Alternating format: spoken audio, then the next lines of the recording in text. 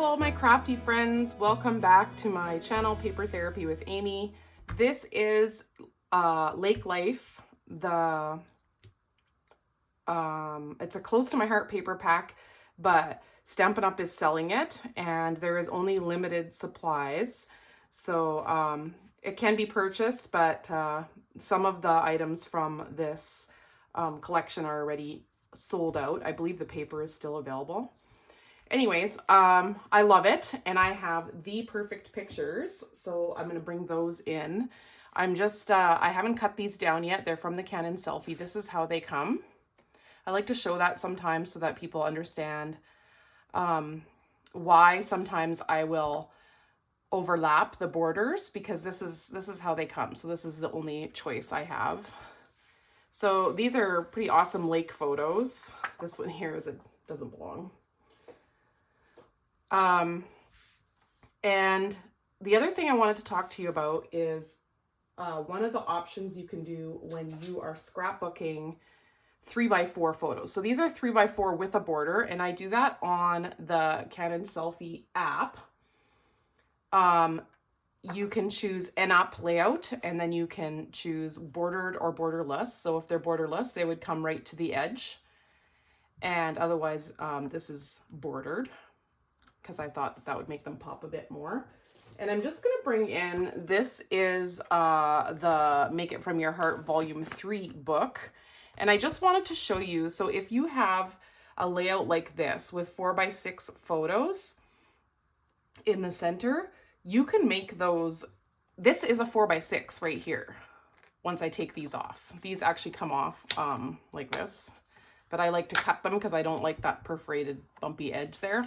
But anyways, so these are like this. I'm just going to keep this side on so I don't get a fingerprint on it. But this could replace a 4x6. So then you would have 1, 2, 3, 4 3x4 photos. So remember that. And that works if you're going the other way. Let's find a different picture here. This is a 4x6. So if you had two 4x3s going this way, you could replace this with this going up and down. So I am going to get my Versamats out and trim down my pictures, and then I'll be right back. Okay, this is how I've decided to lay my photos out. I like that I'm facing in on this side and my son is facing in on this side, so I think it really brings it together. This was called Lazy Lake, and I think that just has to be my title because isn't that a great title? I just love it. And I do want to, this is just inexpensive white background paper that I happen to have around my craft room from I don't know where, but I'm probably going to end up wallpapering it all and you won't even see it. So I didn't want to use the heavier. I'm kind of being selective with how I'm using my white paper now because I don't know if Stampin' Up's going to come out with as nice white as we always had. So right off,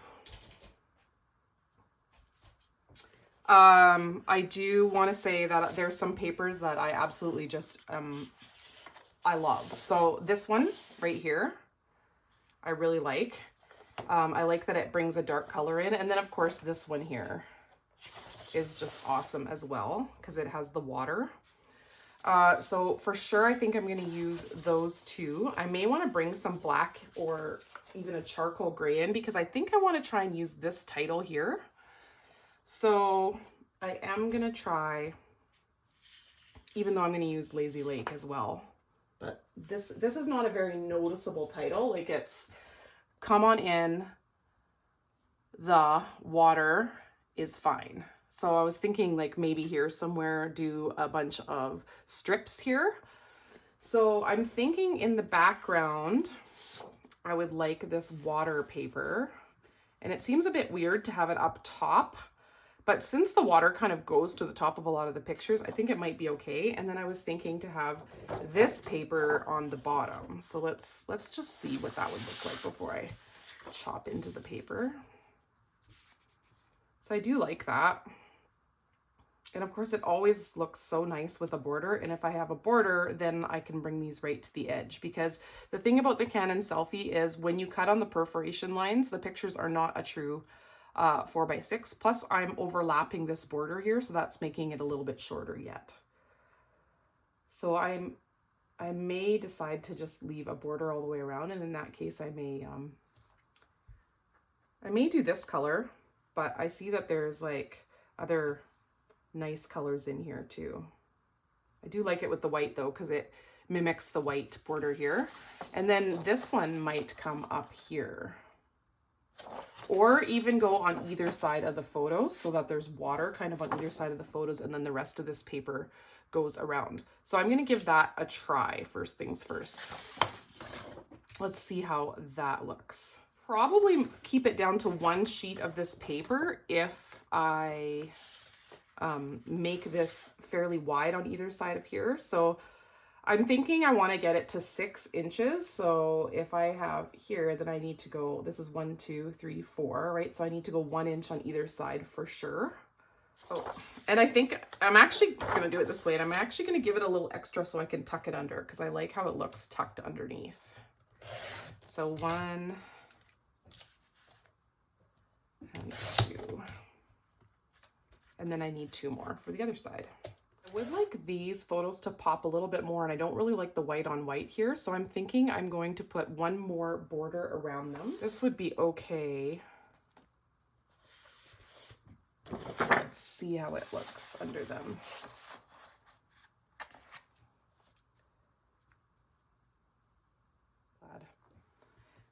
I also bought the mix-in papers, so let's take a look at those for a minute. I like this green a lot, but I'm gonna have a lot of green in the background.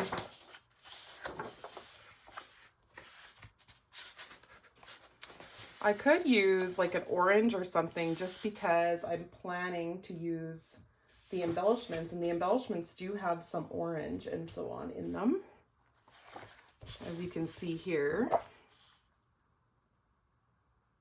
But the title doesn't have any, so I may not use it in this particular layout because I don't have anybody in orange shorts or anything. Well, my husband is, but he's quite far away. Okay, let's just see what else is here.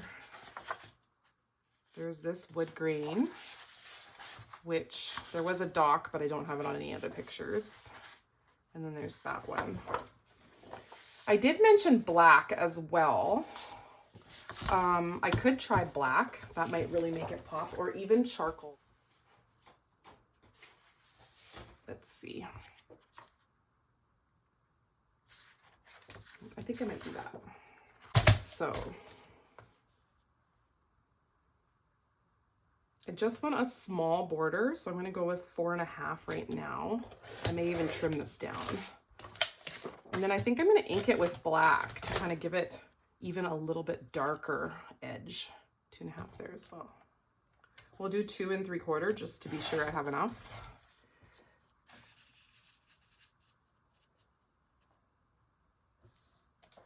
And then this needs to come right to this edge.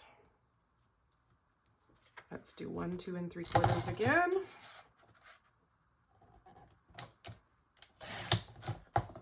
And I'll cut the rest off camera. All right, so then what's gonna happen here is we're gonna faux a bordered page. Like, it is a bordered page, but it's kind of faux because it's gonna all be pieced together. So I'm not really cutting up. I'm using 1 sheet of paper instead of 2, 1 on each side every time. There, I think that looks pretty good. I actually really like that. So I've brought taken a bunch of papers. This is from the Winter Meadow, actually, and I think it kind of matches. There's kind of evergreen trees in the back of here, and there is a zip strip with the evergreen trees on it. It's right here, but I don't know if I want to use it on this layout because we do a lot of hiking in the mountains, and I think it would look really nice.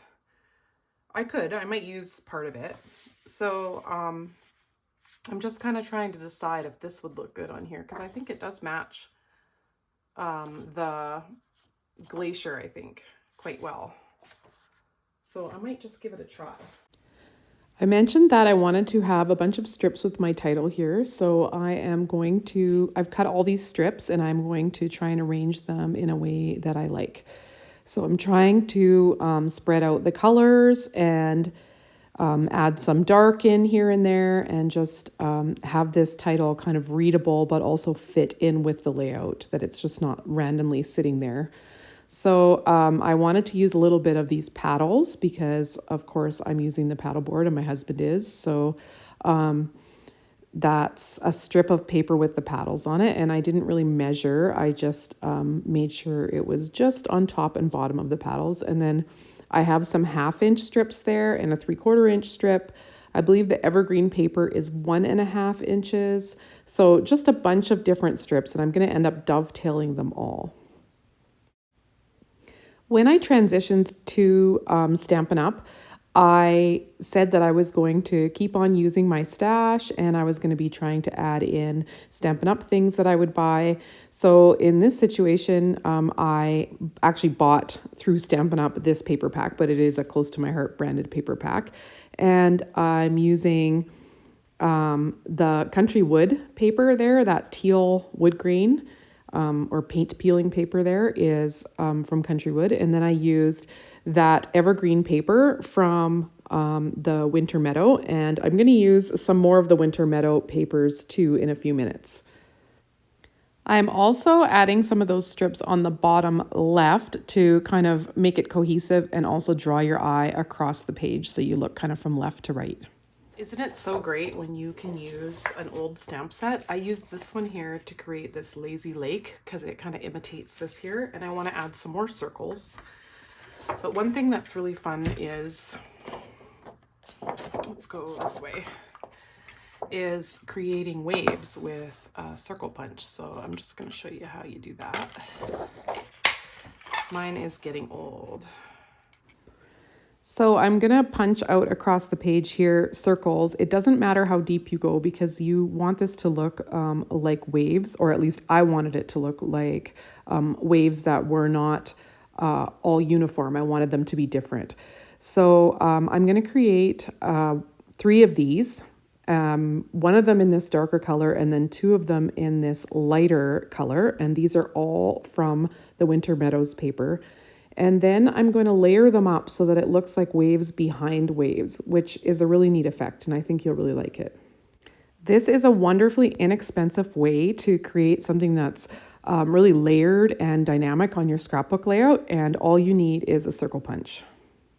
I've been inking the edges of everything on this page in charcoal, and I especially did the waves as well so that it would really define the edges so you could really see them. While I'm laying these little waves out, I'll tell you about the pictures. So my family and I went camping. My oldest son wasn't with us this time because he was working, but we went with my husband's family, so the extended family, and we went camping in British Columbia, which is the province next to us. And we were camping by a lake, but one day my sister-in-law said she wanted to go to a different lake that she heard that you could do cliff jumping or rock jumping. So we went to this lake and it was called Lazy Lake, and it was quite a long walk, and we were carrying my paddleboard and all of our hands were full, and there was 1 zillion mosquitoes trying to eat us while we were walking down to the lake. It was terrible. And we were like all crabby and hating on her and hating on each other all the way down to that lake. We were just like, because you had no free hand to swat these mosquitoes because you had your hands full of stuff. Anyways, once we got out on the lake, it was a hot day and we had so much fun. The boys loved jumping off the rocks into the water, and I loved paddleboarding. The water's, as you can see, like a turquoisey green color. It was beautiful. But yeah, we definitely had a little bit of a stressful walk down there. So I'm going to talk about that in my journaling. I've added a strip of charcoal pattern paper from a mix-in pack that I had here just to kind of cap off that bottom of the waves. And I'm also adding in this journaling spot. It is from the workshop. I have the workshop option of this paper pack, and it was a hexagon, and I just used a circle from my dies to cut it into a circle. Well, it's time for that close up. This layout is all done. I've added a few little glitter gemstones here. I hope you enjoyed watching this layout come together, and I hope you'll hit that thumbs up button for me and subscribe to my channel if you haven't done that yet.